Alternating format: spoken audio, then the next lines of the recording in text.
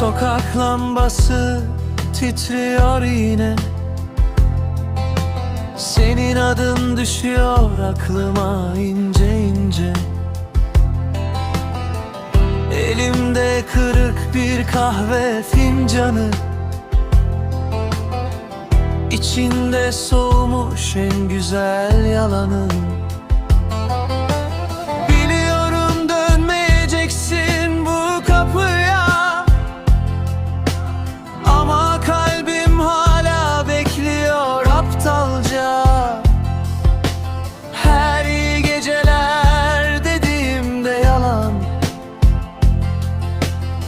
sana yazıyorum aslında.